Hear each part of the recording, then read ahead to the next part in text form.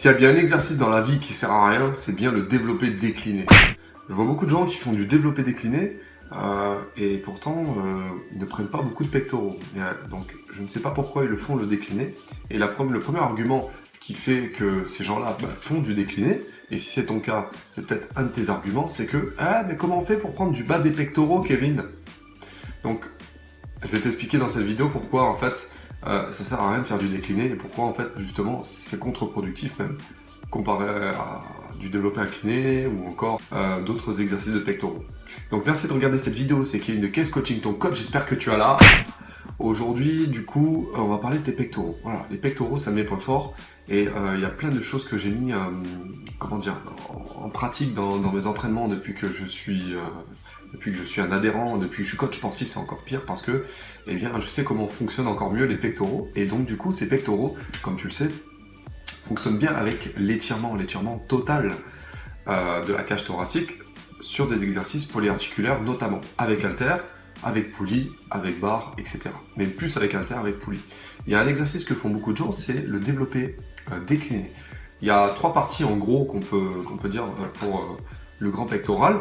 Il y a une partie claviculaire, il y a une partie médiale, une partie moyenne et une partie basse, on va dire. Et les gens croient qu'en faisant du développé décliné, on travaille beaucoup le bas, ce qui est vrai. Mais malheureusement, en fait, c'est contre-productif pour leur esthétique des pectoraux. Et il y a quelque chose qui ne comprennent pas, c'est que il n'y a pas besoin de faire le bas des pectoraux. Pourquoi? Sur tous les exercices de pec, ils travaillent déjà. Sur tous les exercices de poussée, notamment le développé couché. Pourquoi? Parce que les gens déjà sont cambrés à la base. Et quand tu es cambré légèrement sur le développé couché, rien que ça t'incline légèrement ton haut du corps. Et du coup, ça devient déjà du développé décliné, sans que tu le veuilles. D'accord? Et on a beaucoup plus de force en décliné, puisque tu raccourcis en fait l'amplitude, tout simplement. Et donc du coup, tu as plus de force. Puisqu'une amplitude réduite, il y a moins de trajet à parcourir, donc du coup, tu étires moins le muscle. Et par conséquent, tu es plus fort. Tu soulèves la charge beaucoup plus facilement. Alors, ça fait du bien à l'ego, le décliné, c'est pour ça que les gens en font. Mais tu n'as pas besoin de travailler le bas des pectoraux, ils travaillent déjà sur tous les exercices. Et comme je viens de te l'expliquer, il y a quelque chose qui est encore pire, c'est-à-dire qu'avec l'âge, et au fur et à mesure que tes pectoraux se développent, ils vont être en forme de gouttes d'eau, notamment à cause aussi de la gravité. La gravité, tu sais qu'elle est de haut vers le bas, jusque-là tout va bien. Et si tes pectoraux sont en forme de gouttes d'eau, ça veut tout simplement dire que tu fais trop de développé couché et des exercices simples comme ça de poussée où tu as le dos à plat. Et rien que le dos à plat, tu as déjà cet effet décliné qui apparaît, d'où cette forme de goutte d'eau, en plus de la gravité accentuée par la gravité, puisque les muscles vont vers le bas. Et bon, plus tu vieillis évidemment, quand tu auras 60 ans par exemple, avec la peau qui va se distendre un petit peu, ça va être encore pire. Et troisièmement, il y a quelque chose qui est très difficile à travailler, c'est la partie claviculaire ici des pectoraux que tu as juste ici.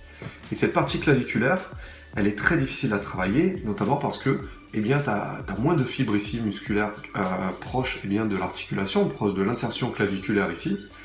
Et c'est déjà assez difficile comme ça de la travailler. Et en plus de ça, ces gens-là, ils accentuent le phénomène goutte d'eau. Donc moi, c'est pas pour critiquer ceux qui font du décliné, mais bannis cet exercice complètement de ton entraînement, ça sert à rien du tout, puisque tu travailles déjà l'ensemble du grand pectoral rien que sur un exercice comme le développé incliné. Et je te conseille de faire le développé incliné pour travailler au maximum tout le grand pectoral dans sa globalité, et même la partie basse, bien qu'en théorie, quand on est incliné, on ne travaille pas la partie basse. En pratique, on la travaille quand même. Alors, il y en a, ils vont me dire, oui, mais regarde Kevin, à chaque fois, toi, tu dis, il faut faire des dips. Les dips, tu sais, c'est un exercice au poids du corps que je recommande pour travailler les pectoraux. Et quand tu fais les dips, on dirait du décliné, puisque regarde, tu pousses, tu as le corps à la verticale, et toi, tu pousses vers le haut, donc du coup, tu as le bas des pecs, tu vas forcer en premier avec.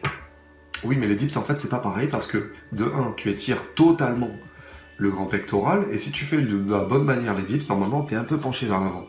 Donc du coup, tu étires tout le pec encore une fois, un peu moins la partie claviculaire, je l'admets, mais tu as cet effet étirement énorme qui va compenser justement ce fait qu'on va travailler la partie basse des pectoraux. Donc les dips sont excellents un excellent travail de pectoraux, un excellent exercice pour galber tes pectoraux. Mais ici, on parle du décliné, et le décliné, franchement, ne le mets pas dans ton entraînement, c'est une grave erreur. Donc, je voulais parler de cet exercice dans cette vidéo, et n'oublie pas de t'abonner à la chaîne YouTube Kels Coaching pour avoir beaucoup plus de conseils sur la musculation, comment développer ta masse musculaire, comment perdre du poids, comment avoir un meilleur corps, une meilleure hygiène de vie, gagner de la force, de la vitesse. Et n'oublie pas de liker cette vidéo si tu as aimé.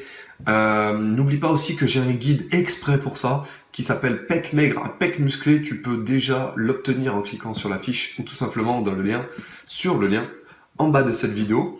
Merci de m'avoir regardé. Je te dis à très vite pour une prochaine vidéo. Ça sera sur la perte de graisse très rapidement à la fin de la semaine. Merci à toi. Je te dis à bientôt.